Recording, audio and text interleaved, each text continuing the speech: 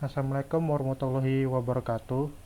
Di sini saya Yuda Marhan dari Universitas Mulia, jurusan Akuntansi, Fakultas Ekonomi dan Bisnis, akan membawakan materi dengan judul Scrum. Pertama, kita akan masuk ke Agile. Agile Software Development adalah metodologi pengembangan produk atau software yang berbasis pada pengembangan iteratif, di mana keperluan dan solusi pengembangan software berubah terus-menerus. Agile Method adalah sebuah proses yang menerapkan siklus pendek berulang secara aktif melibatkan pengguna untuk membangun, memprioritaskan, dan memverifikasi kebutuhan dan bergantung pada pengetahuan tasit tim dan menggantikan dokumentasi. Contoh dari Agile ini diantaranya adalah Scrum. Scrum merupakan salah satu framework pengembangan software yang menggunakan metodologi Agile Software Development. Scrum adalah sebuah kerangka kerja untuk mengembangkan, menghantarkan, dan mengelola produk yang kompleks. Berdasarkan teori pengendalian empiris, Scrum merupakan metodologi manajemen proyek yang berulang dan bertahap untuk mengendalikan risiko dan mengoptimalkan prediktabilitas proyek. Selanjutnya kita akan lihat kerangka kerja dari Scrum.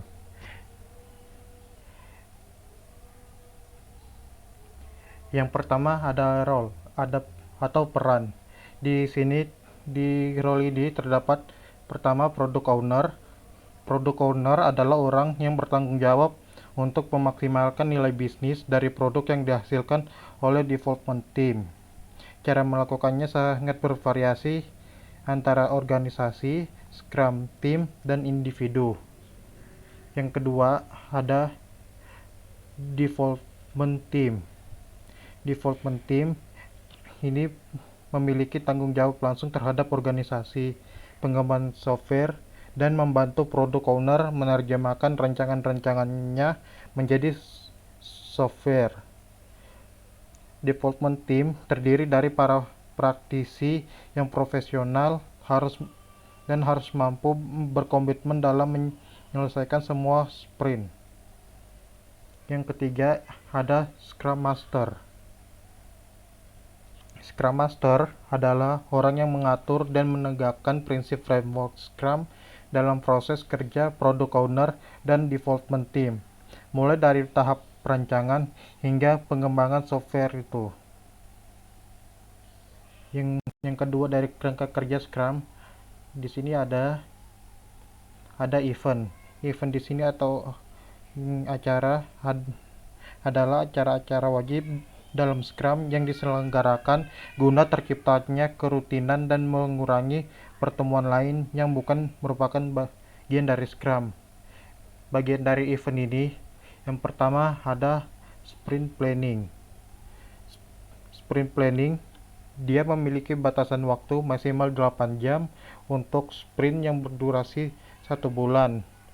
Untuk sprint yang singkat, acara ini biasanya dibuat lebih singkat, dan Scrum Master memastikan acara ini diselenggarakan dan peserta memahami tujuannya. Scrum Master mengedukasi Scrum Team untuk menjaga sprint planning ini di dalam batasan waktu yang telah ditentukan. Yang kedua ada Daily Scrum. Daily Scrum adalah acara untuk development team yang memiliki batasan waktu hingga 15 menit. Acara ini biasa dilakukan setiap hari selama sprint berlangsung. Yang ketiga ada Sprint Execution. Sprint Execution ini adalah sprint backlog yang didapat dari kegiatan Daily Scrum.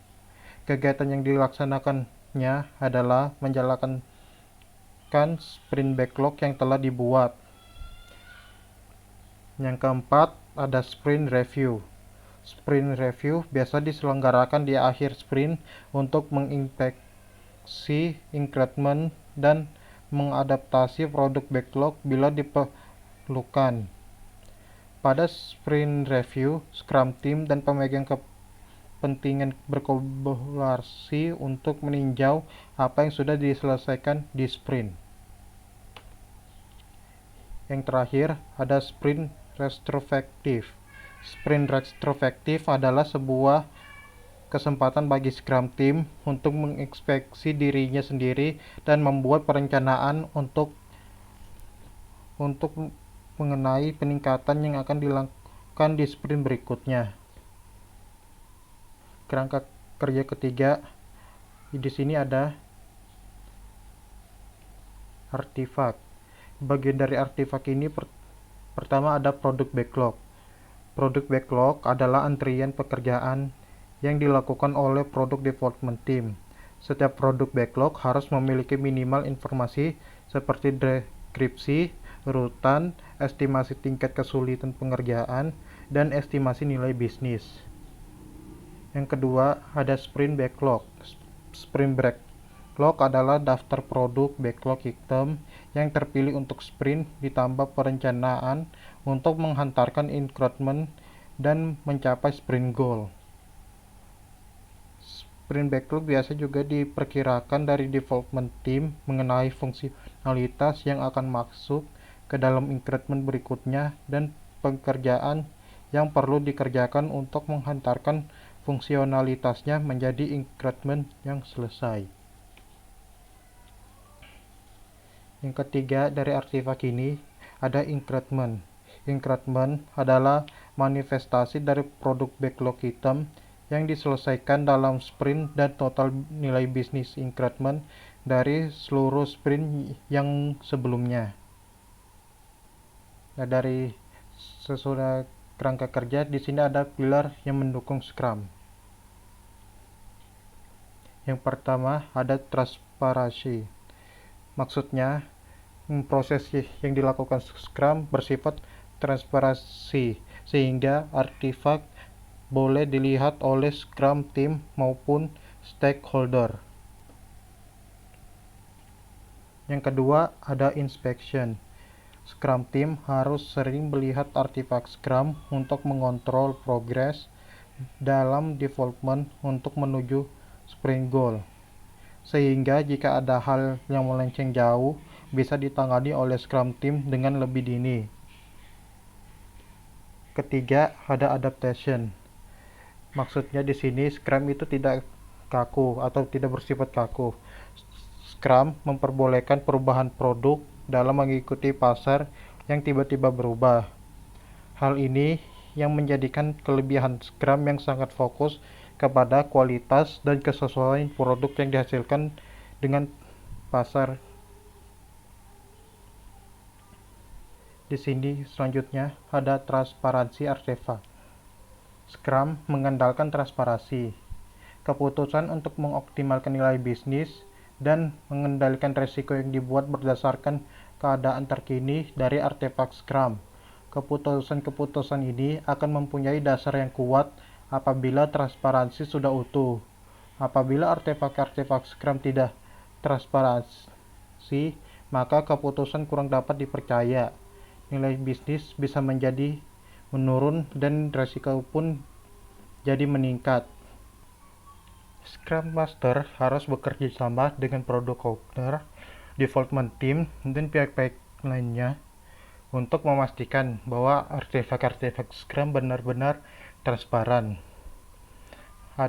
Ada beberapa praktik untuk mengatasi transparansi yang tidak lengkap, dan seorang Scrum Master harus membantu orang-orang untuk menerapkan praktik-praktik yang paling sesuai bila tidak terjadi transparansi. Di sini tugas seorang Scrum Master adalah bekerja sama dengan Scrum Team dan organisasi untuk meningkatkan transparansi dari artefak-artefak Scrum. Jika sudah selesai, di sini ada definisi selesai. Ketika produk backlog item atau sebuah increment dikatakan selesai, maka semua orang harus memahami apa arti dari kata selesai ini. Walaupun definisi ini bisa berbeda jauh dari antar Scrum Team, setiap anggotanya harus memiliki pemahaman yang sama mengenai apa arti nya ketika pekerjaan dikatakan tuntas untuk memastikan adanya transparansi.